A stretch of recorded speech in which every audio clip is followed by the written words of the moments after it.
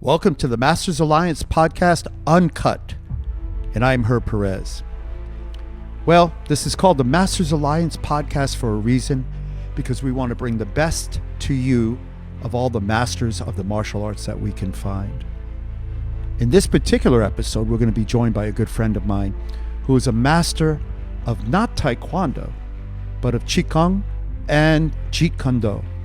Sifu Harinder Singh is one of the most influential, inspirational people I've met over the years, and he lives and breathes his martial art. He's now taken that into another arena to help professionals in business and in other areas of their lives progress and become the best that they can be. So when you listen to this one, it's going to be a little different, but make sure you absorb it all. And again, this is the Masters Alliance, so strap in and get ready for an exciting episode.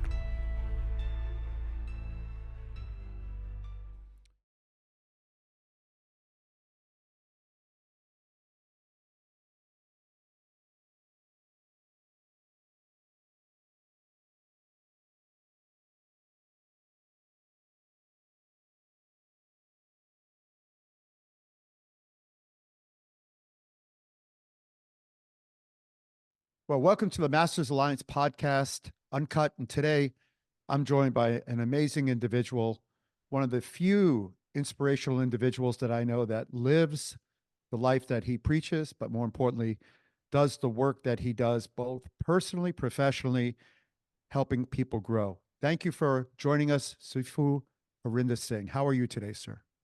Master Herb, so good to see you, man. So good to see you. I'm Well, doing great. we were just chatting offline about the luck that we had to meet each other, and we'll talk more about that later. But I've always watched your career since the first time that we met, and I've always been amazed at how you're able to use the goodness and the power of what you do to help others. And I wanted to talk to you a little bit about mastering your center in the flow state. You've developed a unique master your center method. Can you share the origin story of this method? And was there a pivotal moment or experience that led to its creation? Yes, absolutely. So, as you know, sir, at once upon a time in my life, I was a past life, you could say. I was a computer and electrical engineer in the Silicon Valley. And if you rewind even before that, it was 2001. It was my senior year. I was attending University of California, Davis, which, 2 hours north of San Francisco. It was the end of the quarter. So it was the end of the spring quarter. And, there was a big bonfire at Ocean Beach in San Francisco. So there's about 100 people or so that went from Davis down, but we were the last two cars to leave.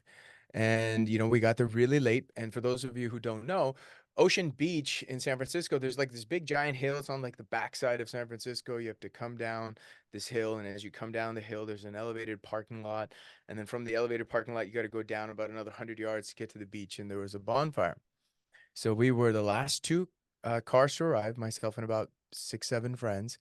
And when we arrived, that's when this whole story of mine changed. So imagine this. Well, first of all, you're a college kid, so you have a long drive from Davis, so what's the first thing you do? You pull over, you're gonna have a couple beers. So we were just hanging around by the cars, and now literally out of the darkness, there's a local gang that's approaching. Zero situational awareness, yeah? So you don't pick up on it. 25 people coming, and they approached from the left and didn't see them. And so I still remember this, Master Herb, like it was yesterday.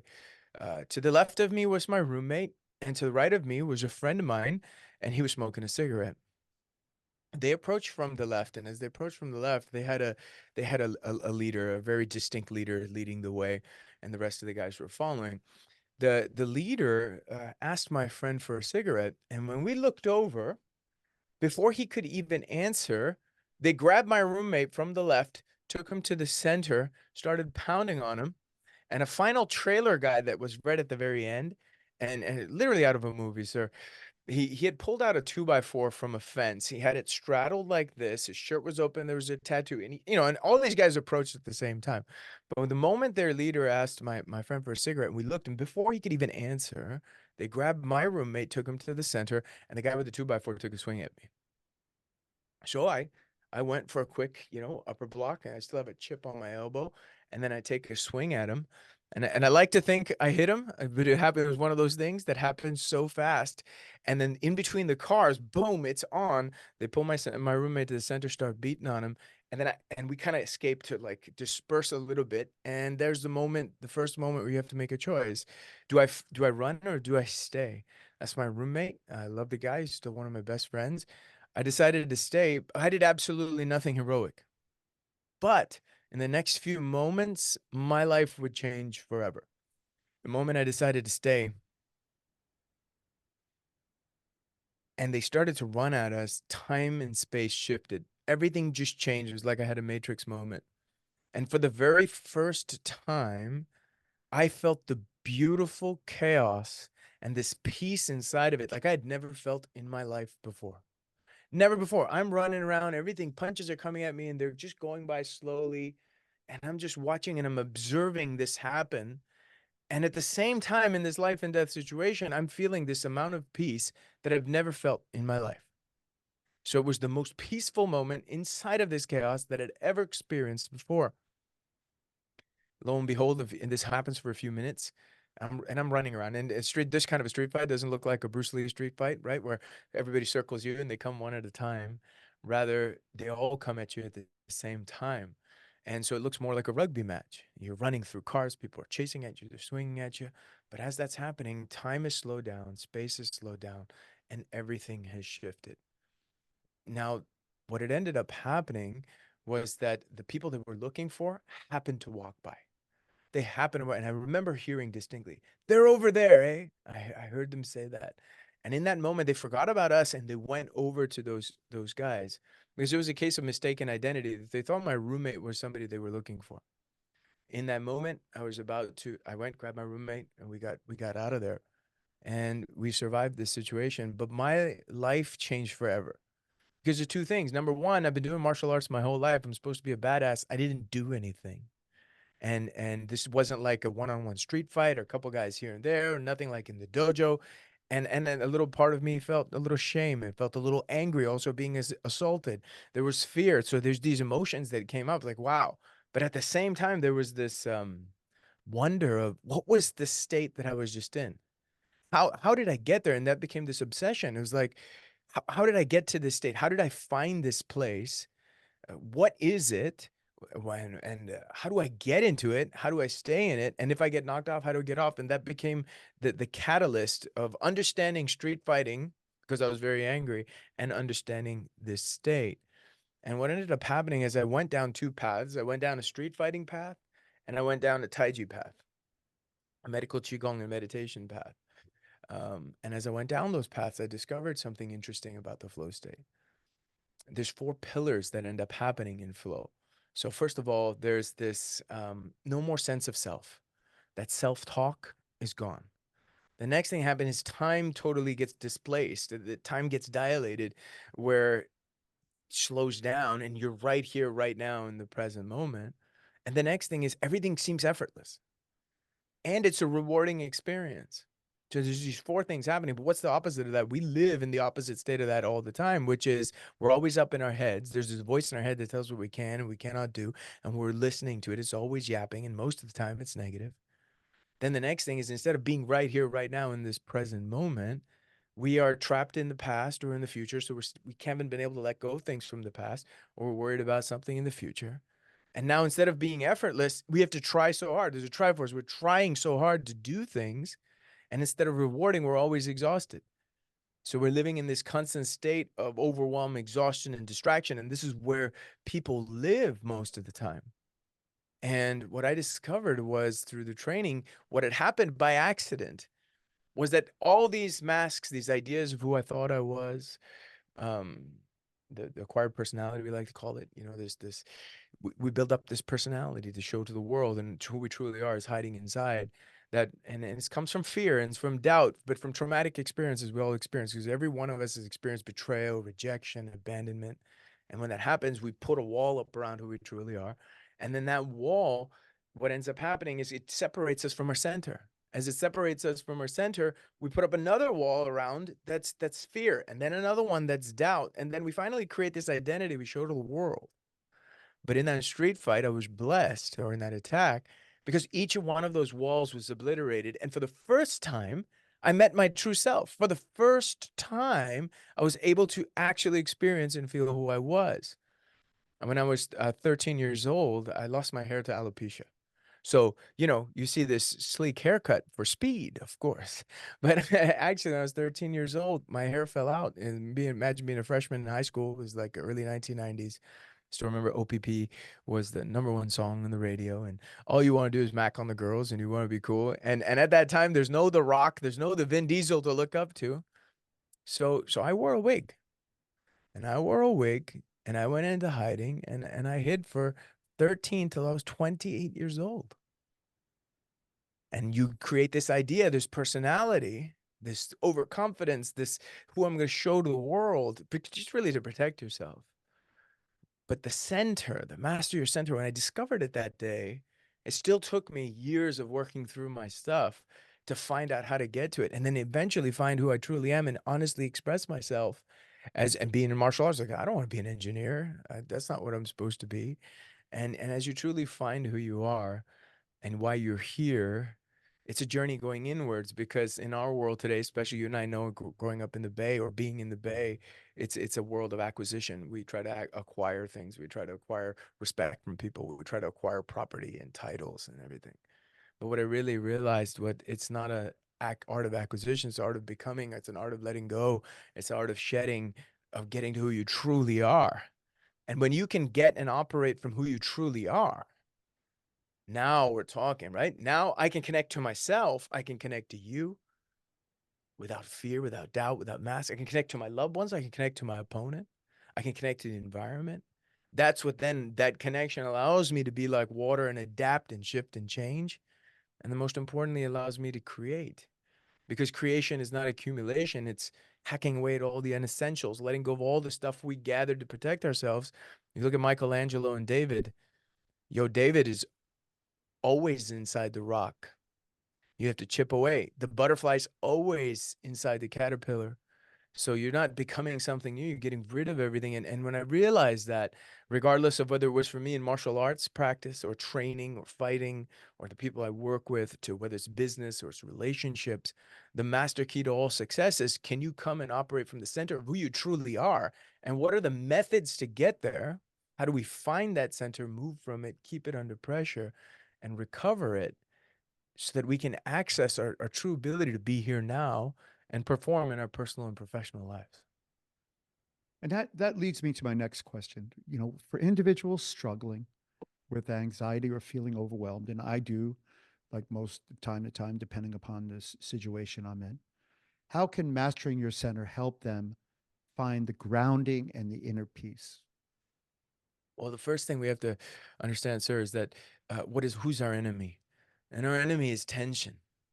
Tension is enemy #1. Tension of the body, tension of the mind, tension of the breath. And where does that tension come from?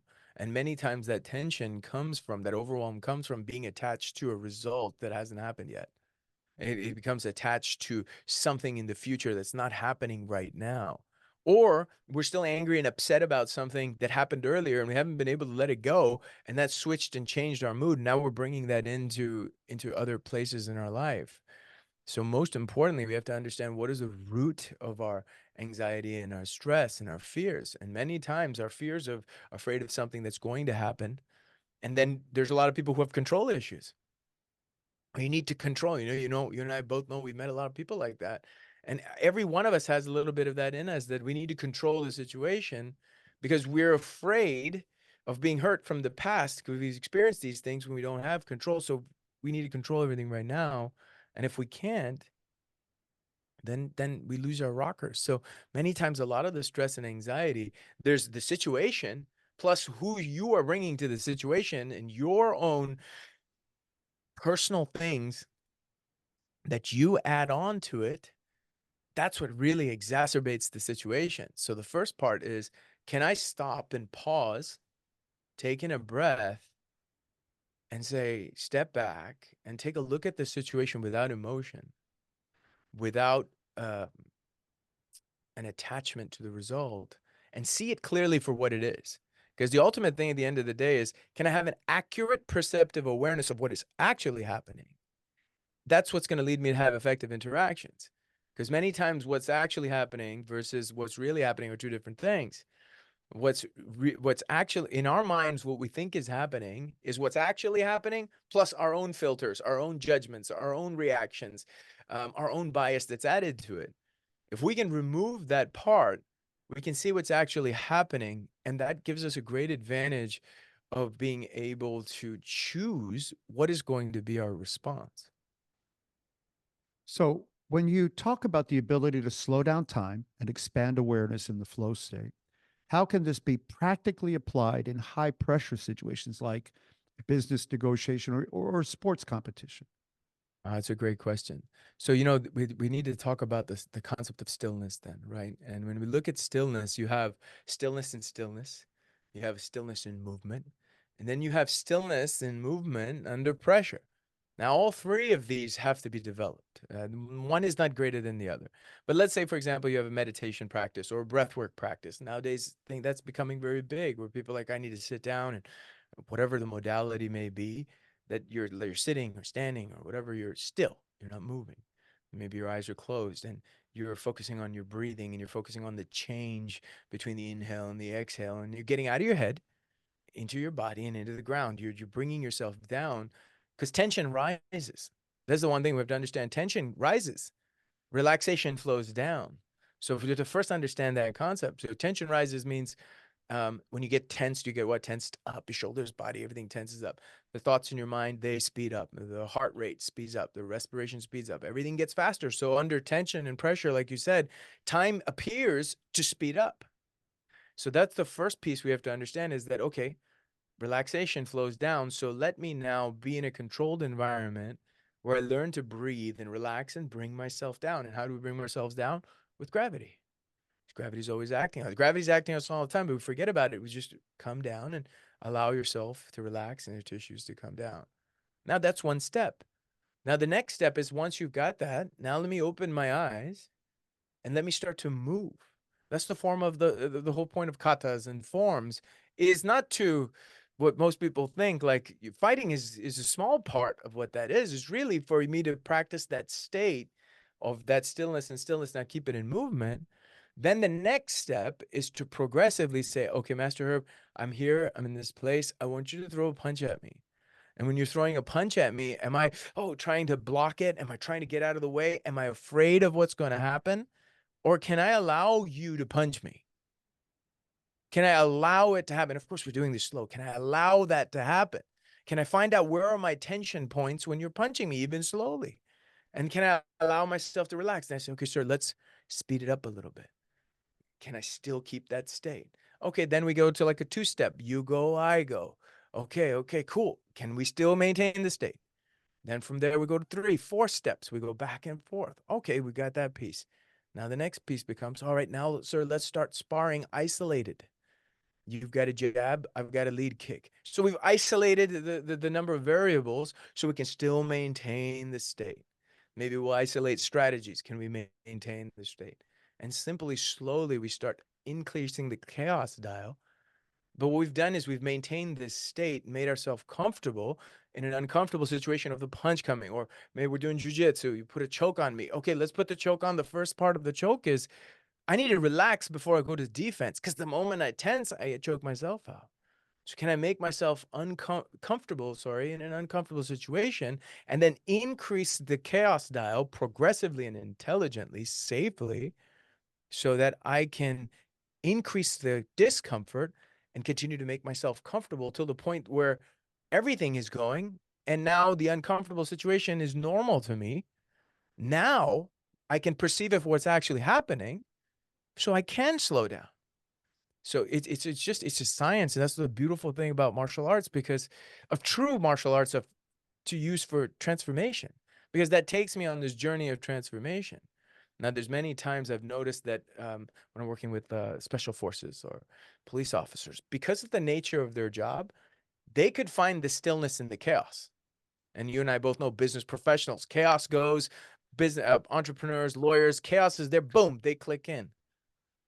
But their issue is they can't be still sitting at home across the table from their wife and their kids. it riles them up. So they have to work backwards, where other people have to work. So all three have to be involved to find that balance. So we need to understand what pressure is, and we need to understand what tension is to understand relaxation, because relaxation is identifying tension and releasing it and relaxing under it. Relaxation isn't Netflix and chill and let's get rid of tension. Just like peace isn't getting rid of chaos. There's chaos, and now inside of chaos, I choose peace.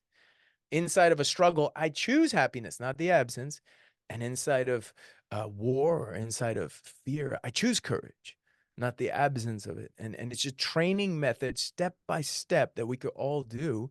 So it's not just some random occurrence that happens when you're in a life and death situation and your system gets overridden, right? And that's normally when we experience these things. And so my quest was always, all right, well, I, I shouldn't need to have you punch me to feel this. So how do I get here, and how do we decode it? And you spoke about the martial arts, and I know well, you started obviously in martial arts, and you're a big influence for you, and primarily probably your most influential person in your life was Bruce Lee and his philosophy in martial art.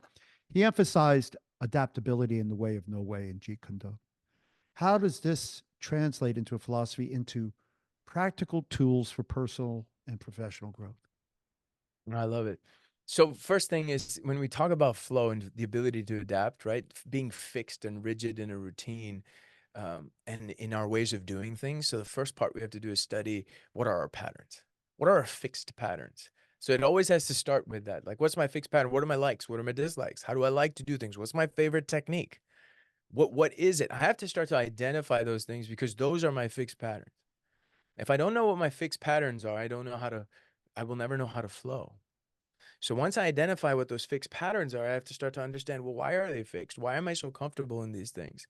Because to be true transformation and change, I have to allow myself to not know the result.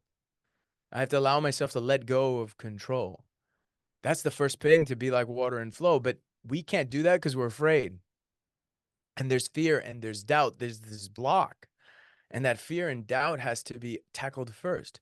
And where does the fear come from? The fear comes from the unknown. We can't allow ourselves to not know, because we need to know. And so, especially when we don't know what's going to happen, there's an uncertainty. And that uncertainty is what makes us tense, and it makes us very uncomfortable. So the only thing in uncertainty is our ability to, my certainty in uncertainty comes from knowing I can change. And the only way I can know I can change is if I'm not attached to the result. So that's the first piece. So how can we make it process oriented instead of results focused and results oriented? How can I make it process oriented? So with my kids, they're training in martial arts, they're doing swimming now. And I always get back to, so what were the steps you took? What was the process? I reward the process, not the result. I do not care about the result. So if you win, you lose. No, what did you do well? What did you learn? What are you going to do about it? So then they understand that it's about a process and it's never about the result. And that's where adaptability and flow comes from. Now, on a larger level, when we take a look at martial arts, there's often a misconception when you look at Bruce Lee saying no way is way. So what he's talking about is, okay, sir, your kicks are the best. I've watched you kick, and man, but you had the kicks, but you could take that spinning back kick and you could execute it in any different way, in any different situation, in offense, in defense, from going to the left, going to the right. That's the whole thing. You didn't have one way of executing that technique, or somebody's got a jab. There is a jab. There is a way, of form, and structure to throw the jab correctly, just like there is for the back kick. But in the execution of the jab or the back kick or the takedown or whatever the move or technique may be, has to be formless. That means it can come out of anywhere. I don't have to have it come out of just these setups, or just on offense, or just on defense. I can shoot it from this angle. I can shoot it from that angle. And that's the whole thing of that true understanding, is that we have to have the structure, the technique, the mechanics, the breathing, and ingrain it into our body, but then be able to do it at any time from any place. And that's where that formlessness starts to come from. But to have true formlessness, we need to have form. I got to have the structure. I got to get that down. Then from the form, then I got to have flow. Means I got to be able to go back and forth in different situations. And then I have to get to formless. That means I no longer exist. I can't exist. I can't be there. You and I, we've talked about that. It's one of my favorite things about on the Black Belt podcast. When you're like, I didn't exist. I'm not there. It just does it on its own. So how do I get to that point of it doing it on its own? Because you let it all go and you're just absolutely free. And I think that's the greatest thing in martial arts. How can I free myself from myself and just be right there? And then now we're creating, right? That's art. So it leads me to my next question. I know that you're a doctoral candidate in medical Qigong. Yes, Can you sir. explain how energy works, complements, and enhances your martial art and peak performance teachings? Yes, absolutely. This I was just actually coming from one of my sessions right now, and in August, coming up right now, be getting the doctorate, and I've been working on this for 5 years. So when we take a look at energy and like we take the woo-woo out of it, so bioelectricity, there's a force inside of our body that connects. So you have the mind, you have the body, and you have something that connects the mind and the body. I'm actually working on a project at Harvard right now where they're studying Tai Chi and they're studying energy. So once a quarter, I go back to Harvard with the professors, and even the Harvard professors have come and said, well, we can no longer deny that there's an existence of an intelligence. And they're developing a whole part of medicine, new medicine. It's called they're calling it whole person health. And to try to take a look at the body, the energy, and the mind. So how do they interact together? So for me, the training of everything we've talked about from the flow and master your center was all discovered through this work of understanding life force and understanding energy. So if we take a look at the basic thing is that there is an electric signal that goes from the brain to the body. It's a very simple scientific way we can look at it. You can call it chi, you can call it life force, you can call it whatever you want. Bioelectricity, it's there. So that signaling that happens and the interaction, how do I get myself in tune with it? How do I get myself to feel it? How do I get myself to feel something that's there? But I've lost that ability to feel. So it's not like I'm building something. I'm regaining ability to feel something that's there. Just like, when we walk around, sometimes you have a sixth sense, don't go there. Where did that come from? Or we're driving a car and you're driving a car and all of a sudden you go, "Oh," but you didn't see the car and you just felt it. Where did that come from? There's this knowing, there's an intelligence. So the study of life force and understanding is a very interesting thing. So if I break it down very simply, most of our world is through thinking and analysis. That's how we've been trained. I want my thinking and analysis to be secondary to my feeling and perception. So the first place I can learn to feel is inside my own body of the processes that are going on. I can learn to feel about the weight and size and shape of my body. How do I know that? Because gravity's pulling me down and I can feel it. Once I start to feel that, I start to feel my breathing. And how does my breathing change? Then you can start to feel your heart rate. How does whoa, this is all happening. Then you start to feel that there's a flow of the blood inside you. There's a flow. And so you start to understand yourself better through the study of energy in the body. And that's knowing yourself. And there's different ways to build it. There's different ways to store it. There's different ways to make sure we don't drain it. Because even without taking any kind of a meditation or a Qigong class or Tai Chi class, we can all know that we waste our energy on so many things reacting or complaining, criticizing, and condemning, or pretending to be somebody we're not. Where are we putting that energy? Where are we putting it? Or are we dialing it into something else? So when we study that energy, and we start to realize how much potential we have. And we start to use the energy as a bridge to understand who we truly are, how our mind works, what our patterns are. And that's the true study of the self. Then I can start to study my opponent or other people because everybody's the same. We have different stories, but we all have the same patterns. So that's know yourself to know your enemy, your patient, your loved ones, whatever it may be. And that truly helps you expand your feeling awareness so that you can accurately perceive what's happening. And it's very important, especially in leadership or in family situations, and definitely in fighting. I got to be able to feel what's happening because that's what lets me know when to go. If I'm thinking about it, you catch me thinking, I'm eating that back kick all day long. So I want to transition. I want to transition into that and how it helps you with leadership coaching. and some of the impact of that. So, as a high performance coach, which you are, you've witnessed some remarkable transformations in your clients. Could you share a story of someone whose life has been profoundly changed by your training? Yeah. So I have one of my clients. He's a very successful person in the Silicon Valley. If I named the name of the company, you would know exactly who he is and what he does.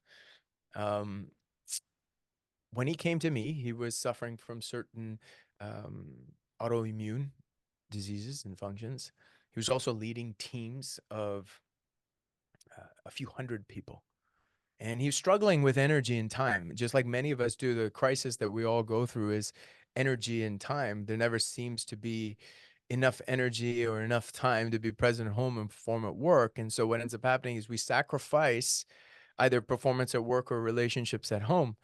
And so he was seeking the balance. He was seeking the balance to be able to continue to grow in the position at work and be able to manage his health and not sacrifice it, and also increase the connection and the value of his relationships.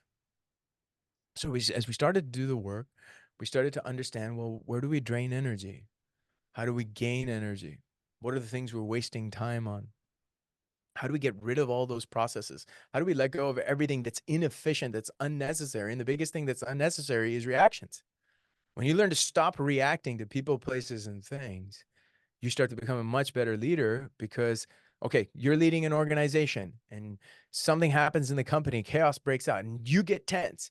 What that sends a signal to everybody else that you're getting tense. When you walk in, you're like, okay, that's fine. What are we going to do about it? You set the tone. Leaders must follow first. Leaders have to follow first. That's the thing. What does that mean? Is that leaders have to be able to connect to their teams and know their teams and know who they are. And not just listen to the words people are saying, but feel what is the intention behind the words and then get to know them to the point that what are their stories that are driving them to do the things that they're doing. So it truly becomes one of those things where to have that success, we have to be able to manage the energy. And sometimes you have to do more to become more efficient and change this operating system. We have to change the operating system from a emergency-based operating system, which is how most of us are operating all the time, to a one based in balance and harmony.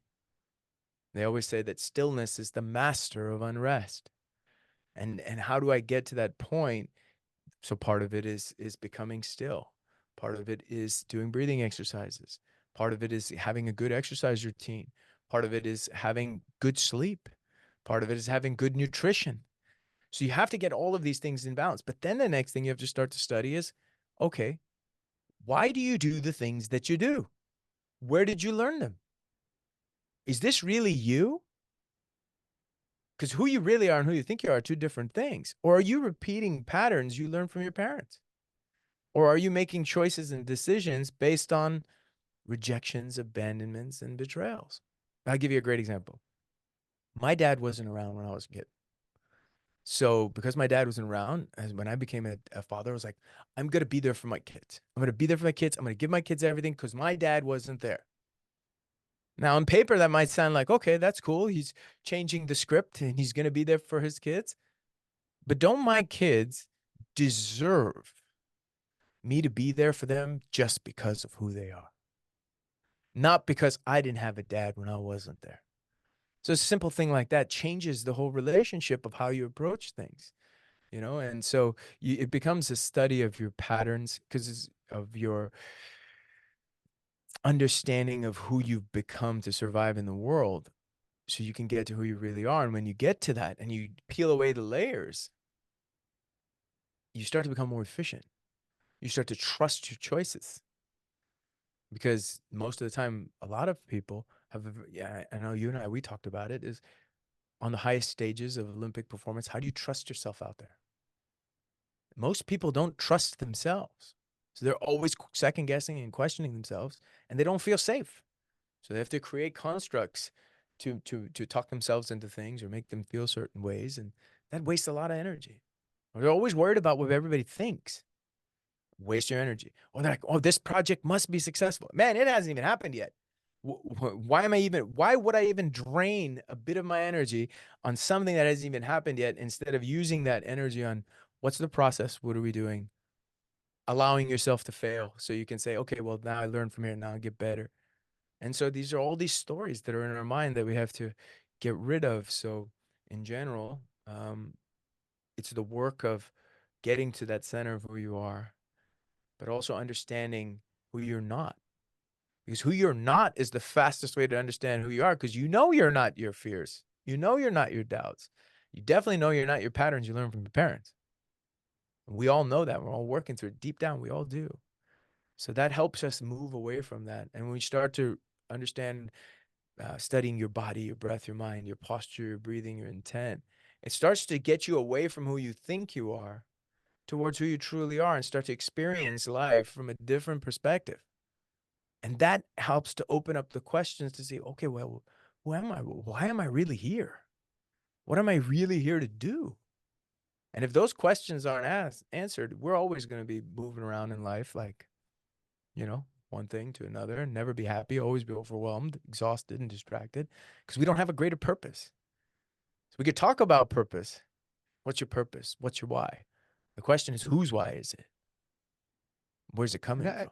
Yeah, and that leads me into the next question, and as you say things, I keep thinking of more and more things to ask, but I want to talk about that balance and avoiding burnout. In today's fast-paced, technology-driven world, how do you help people find balance and avoid burnout? Well, the first thing is, when is enough enough? Has somebody even sat down and asked that question? When is enough enough? Of course, there's that whole part. We have to provide, we know we have to provide for our families. We want them to have a good a life and a good opportunities. Okay, but when's enough enough? So that's the first thing. The second thing is, okay, what's the price you're willing to pay? What is the price you're willing to pay for what you're doing? Because everything's got a cost. When you say yes to something, you say no to something else. It's a price. So you have to become very aware of that, the economics of that energy transfer. That's the first thing. The next thing with regards to most people's burnout comes back down to, as I've found, their reactive tension to things. So, okay, martial arts. We're in a fight and we're sparring and I'm getting super tense, but you're relaxed. You know the masters, you look at them and they smile and they get relaxed, and and the younger guy, he's just jumping up and down. He's just burning energy, burning energy, burning energy. It's the same 2 minutes. That guy hasn't even broken a sweat. Nothing's happened yet. And then after a little bit of time, one guy's already gassing, but he did it to himself. So that's one piece. The second thing is a concept called inner set rest. Inner set rest is one of the things that really changed my life. And inner set rest is like this. So we are conditioned, work really hard, crash, rest, work hard again. Crash, work hard again. Crash, work hard again. But we think crash is rest because we went so hard, we can't go anymore. Oh, now I'm resting. That's not rest. Rest is, okay, things are going, and I intentionally rest inside of it. We're in a fight. We're in a round, and I feel myself starting to get tired. I bring myself down. I start to rest. I start to find my rest inside that set of the workout, let's say, or the match, or in life. I teach myself to rest inside it and not wait for a break. And that conditioning is very important. There's a principle I teach the military. It's called BEWAR, BEWAR. B is managing your breathing. Everything starts with that. The breath is the king. I lose track of my breathing. I've lost track of the moment. And if I'm not breathing, especially under pressure, that means I'm holding my breath, which is going to increase tension. The second thing is energy. Energy from a gas tank perspective. How much energy do I have? And I have a gas tank of energy, and I need to manage this energy. I can't let it get to zero and then try to fill up. And then I can't exert all the way either and then gas out. So I need to manage that energy. So that's B, because we're human beings. So that helps me be.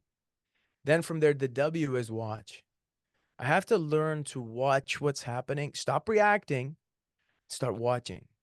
Start following and start joining the situation, the people around me. Stop resisting. start joining it and following it. That then allows me to adapt to what's happening, because now I'm adapting to you because I've joined with you. I've followed you. What's important to you is important to me. When I look at my opponent looking at me, I want to see through his eyes what he's looking at, what's important to him. If I can understand that, and now we're joined together, as Bruce Lee said, uh, I didn't hit, it hits all by itself. And what is he talking about? It's like, well, I'm connected to you. You and I are one. That means your movement becomes my movement. And at the highest levels, whether it's in Taekwondo, I know you felt it. I talked to Master Mark Swain. He talked about it. Every world champion, I asked them the same question. They're like, yeah, at one point, we become the same. And I just know when to go.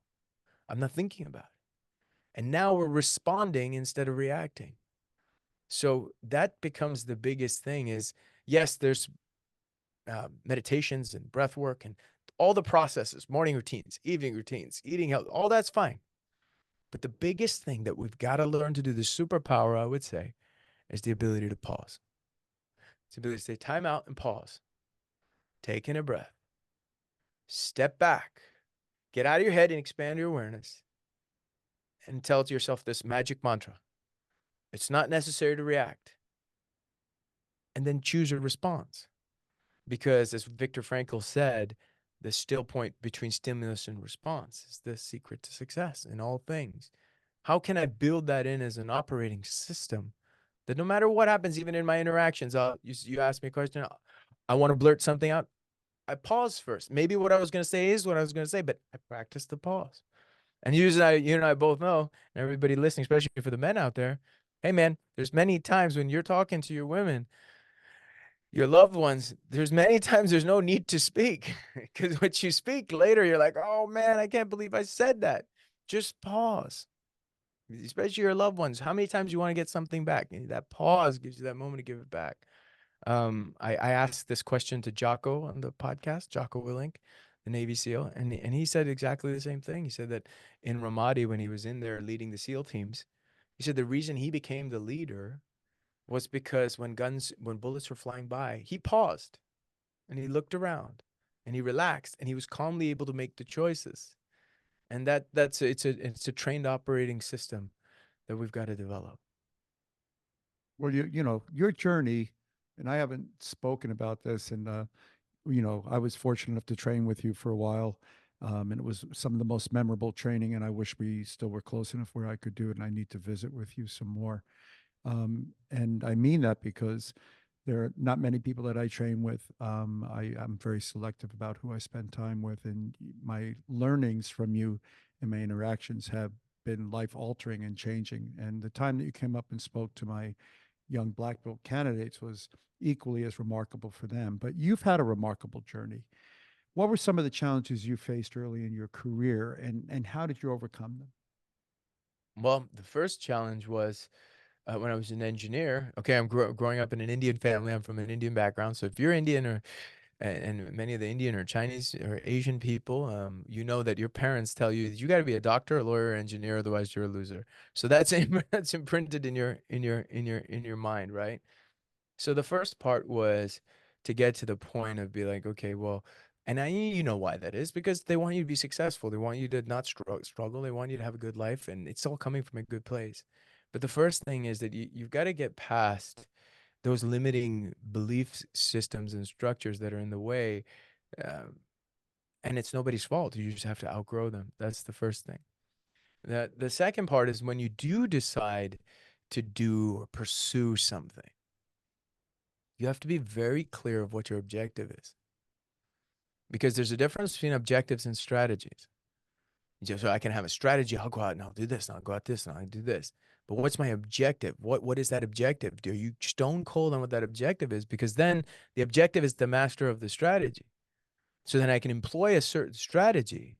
And if it doesn't work, I'm not attached to it. I can let it go. And I try another strategy. But sometimes what happens is we confuse with the objective and the strategy, or our way of doing things. And then our way of doing things becomes our objective. So that's another piece to understand. And the next thing is the hardest part I think everybody faces is that they have to get to the point where they stop trying to be like other people. There's a part of learning that's important. Look to teachers and masters to learn, But what you want to learn from them is, how did they get that trust in themselves in the first place? Because you look at, okay, you look at a Bruce Lee. What makes a Bruce Lee a Bruce Lee? What makes a Michael Jordan the greatest? And even you, sir, what makes a Herb Perez a Herb Perez? I could tell because of you're you. You are you wherever we go, right? What makes a Beethoven, a Bach, or a Dr. Martin Luther King who they are? You know what it is that they trust themselves. They have a different relationship with fear and doubt. And each and every single one of us, what gets drawn to them is that we see somebody that, man, that person trusts themselves. And we can't articulate it. But that's what it is. What draws us to them, not because we want to trust them, because we truly want to trust ourselves.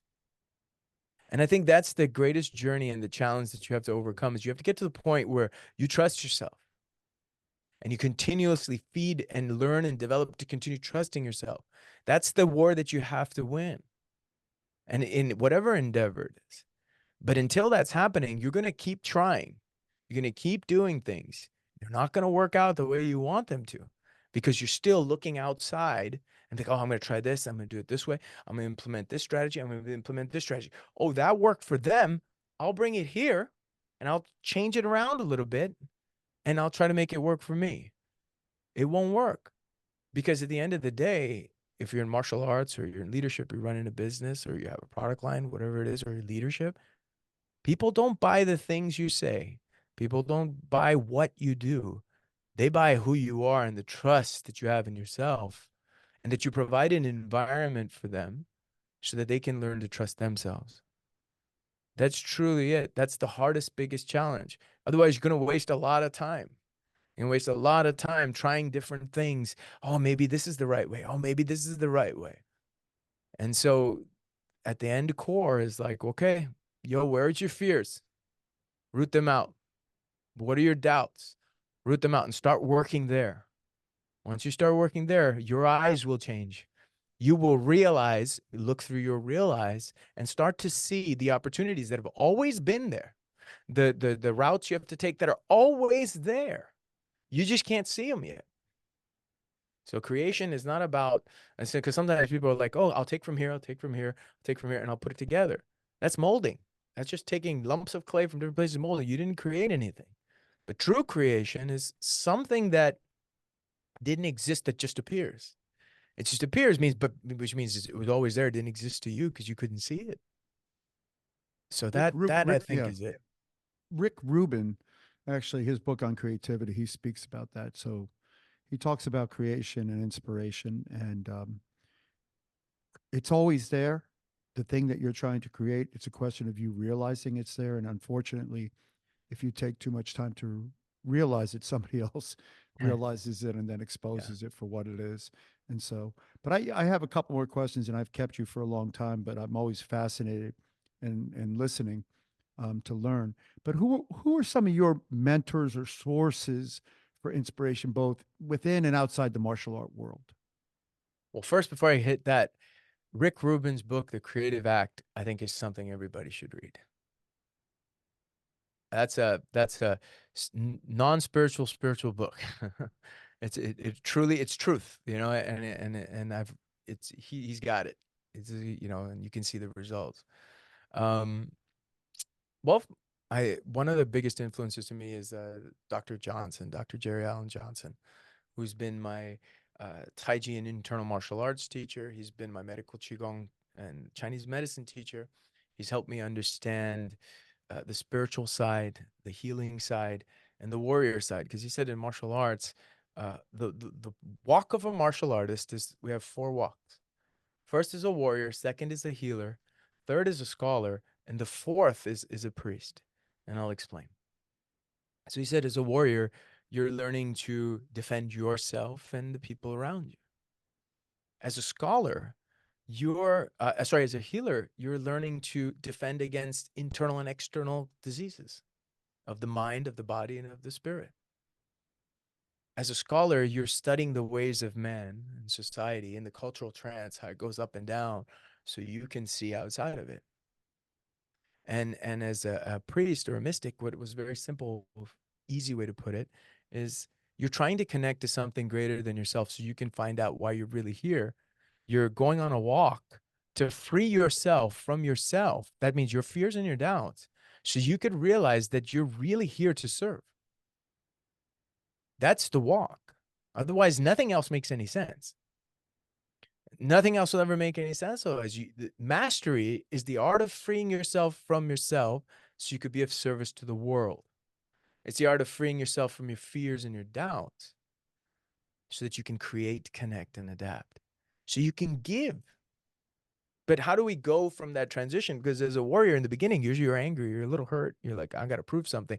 So then you get into healing. You start to feel like, oh, wow, those guys who jumped me, my goodness, Master Herb, they saved me, right? Because before that, I was on the .com kick. I was like, millions of dollars. I want to be a millionaire. Cars, houses, stock options. That's how I'm going to find my happiness. Greatest blessing ever. So were they people who attacked me, or were they angels that came and just nudged me on this other path? And we have to get to that point. And so can we study this so we can truly understand? Because at the end of the day, it's about giving. It's not about taking. But what is that actual path? It's just good words otherwise. What's that actual path to going from a warrior to a healer to a scholar to a mystic? What is that? What is that? Or to somebody in service? Let's make it easier word. What is that path? So he really helped me in the studying and the training, because the other part of the story was when I was jumped, I was very angry. I was very upset. And I felt that I had to become the most dangerous person on the planet because I didn't want that to happen to me. But secretly, you know why? Because I felt ashamed that I didn't know what to do in that situation, that I wasn't the hero. That's the honest truth. And because that's who I needed to be, because I was hiding, because I was wearing a wig. Do you see what I'm saying? And so the story just unravels. But we have to be really honest to look at it in the mirror. Why do we do the things we do? And I'll tell you honestly, in the beginning, when you met me first, it was about my worth about myself came from defeating other men. It's the honest truth. Because my dad wasn't around. So that's how I felt accepted. But then because my dad wasn't around, it sent me on a quest to find teachers that bestowed wisdom upon me that changed my life. So again, should I be angry at my dad, or should I be thank you for helping me find who I am? Another person that I look up to is you.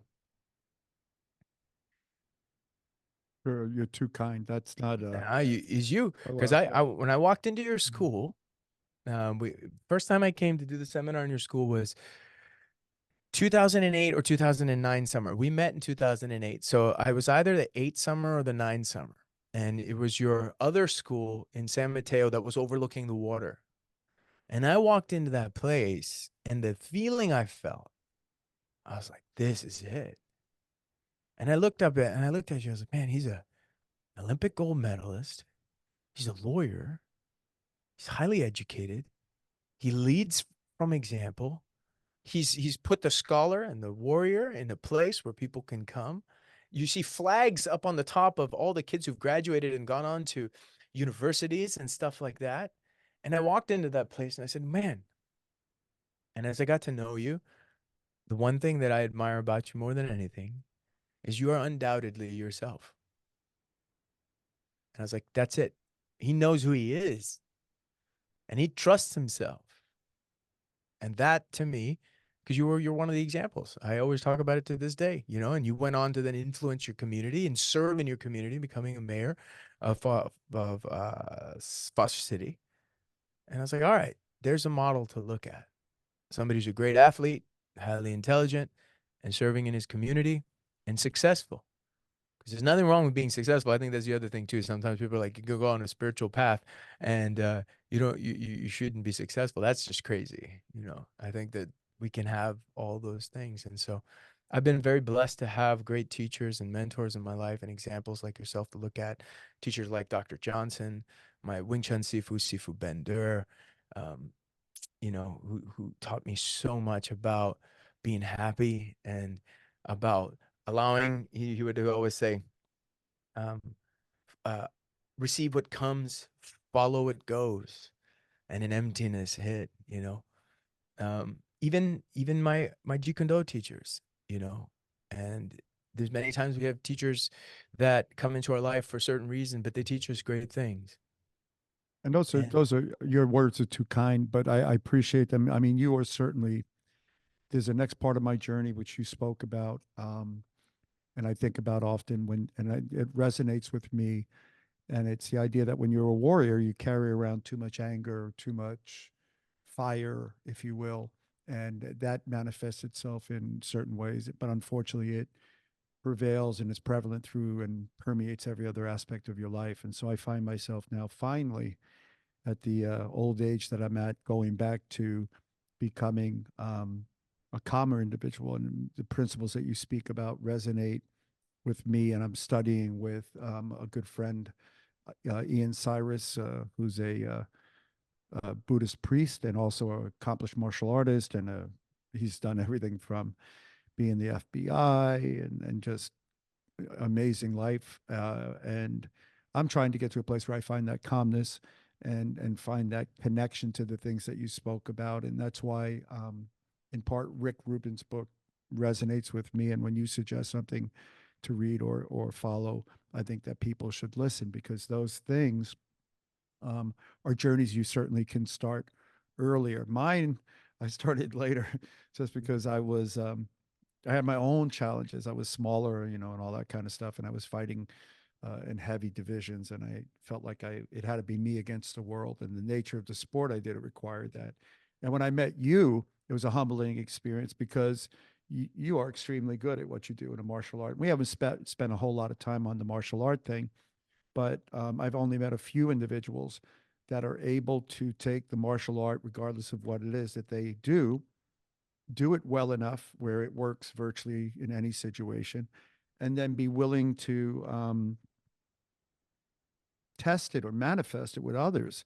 And your door was always open to people to come in and train and exchange. And so I've always appreciated that time with you. But we're going to come back to you again for a different conversation just about martial arts. But I had wanted to spend some time on all the good work that you're doing and all the seminars that you're doing. But if somebody wanted to, for our listeners, and they were captivated by your works or your teachings, what's the best way for them to contact you, learn from you, or potentially even train with you? you can go to Sifu Singh, SIFUSINGH.com.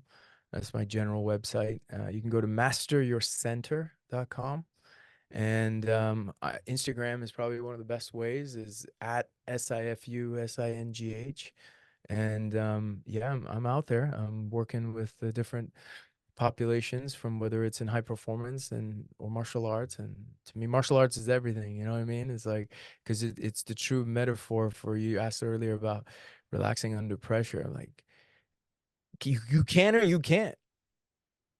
It, you know what I'm saying? You can or you can't, and you keep putting yourself in those situations every day where you start in a place that you're losing, so that you can figure your way out of it.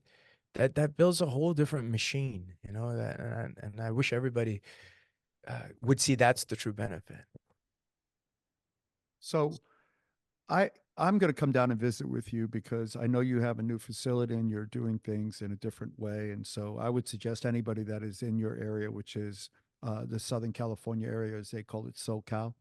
And I feel bad. I was just down there, and I didn't. I was with my son for some soccer stuff, but I would have gladly come and visited with you. But I will make time to spend with you.